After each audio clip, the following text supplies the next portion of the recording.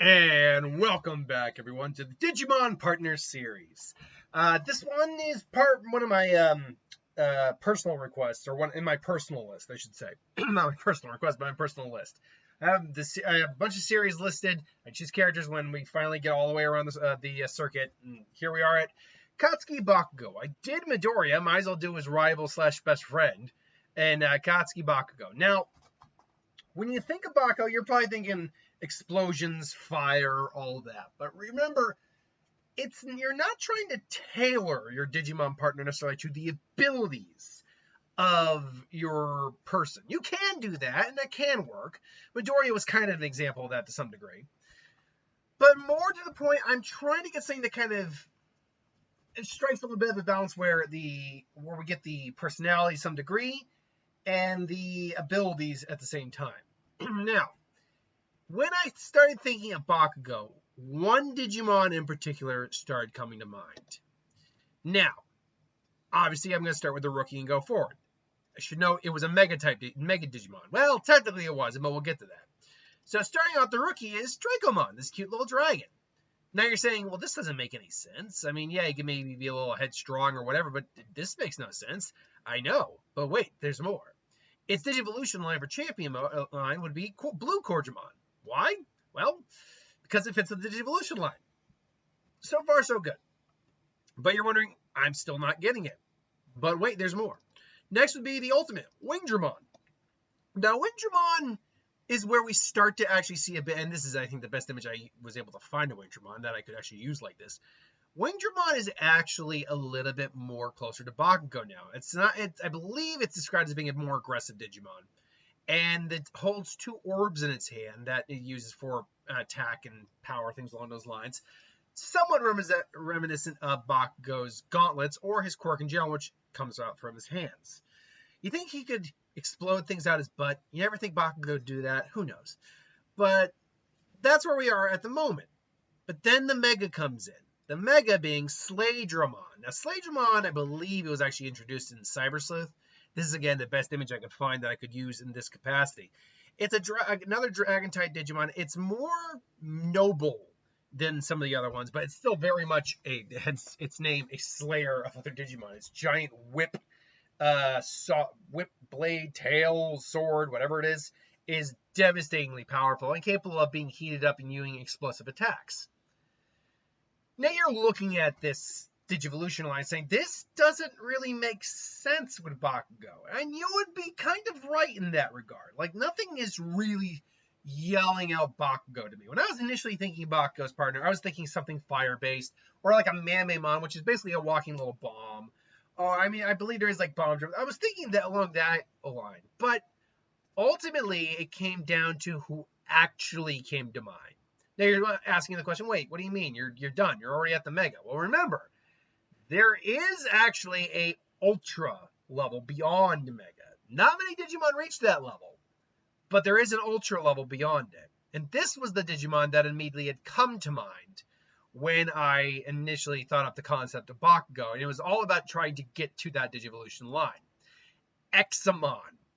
Now, if you're not familiar with Examon, folks, and if you're a Digimon fan, you're probably very much aware of who the Royal Knights are. But he is one of the Royal Knights. But if I'm not mistaken, and I could be mistaken, I believe he is the only virus within the Royal Knights. One moment here. I want to double check that. Oh, come on. Let's try that one more time. Examon, there we go. I believe he is the only virus type. No, he is a data type. He is a data type. I believe there's a virus somewhere within the Digivolution line, Royal Knights. Regardless. Now, why him? Well, first off, we're going by carrying equipment that you use to attack. That is giant cannon, which is called, what's it called? It's got a name. One second here. Avion, nope. Pendragon, nope. What's it called? I think it's called Ambrosia. I think that's the name of it. Oh, yeah, his lance is called Ambrosius. His wings are literally sentient, by the way, and I actually have a name called Kaldvik. But the thing about Examon is he is extremely aggressive. it's loaded with stock with viruses potential, which has various effects. So Examon attacks are quite diverse. Point being, though it belongs to Royal Knights, it's simultaneously being a being which stands at the top of all Dragon Digimon and holds the alias the Dragon Emperor. It's noted to be an extremely aggressive Digimon, overly powerful, even by the Royal Knight standards. And he's not even the strongest Royal Knight, at least not in terms of the overall. Like raw power-wise, he's kind of the Kenpachi of the group, but he's not the leader. To use a Bleach analogy. But what stood out to me here is that you have someone who's been gifted all this power, but who's also got the arrogance to go along with it.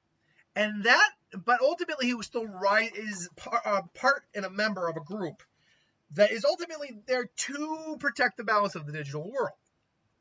And that kind of works with Bakugo's story very well. He started out with this kid with a literally skyscraper-sized chip on his shoulder. He was egotistical. He was arrogant. He had a bad attitude. He thought he was better than everyone.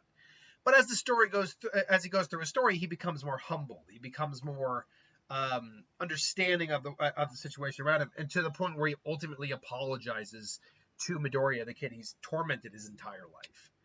And now that's not Examon's journey entirely, or even at all, but it's still an individual who I think actually really works well with Bakugo's overall story, where Bakugo is still able to reach newer and stronger and higher heights as the series goes on. So ultimately, I would say I like Examon. Now, the path to get to Examon, I think, could definitely change up, specifically because Examon, technically, if you go by just like the game lore, is a DNA digivolution. He's a Jogress. He's not capable of coming into being just through pure digivolution.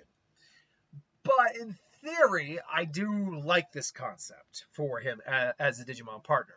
I might just figure out ways to change up the Digivolution line a little bit and make it a bit more tailored to him. There are plenty of other Dragon-type Digimon out there that theoretically could get us to Slayerdramon and then into Examon, who, if you don't know, you need a Slayerdramon. I believe it's called a Brakuna or Brakamon. It's a giant, weirdly enough, a sentient, it's like a dragon crane, digger, mauler, if you will. But as a dragon. So yeah, that's how you get Examon. They make a baby, it's an Examon. So what do you think? Do you think I'm completely off base here? That's fine. What would you do differently if you would do anything differently?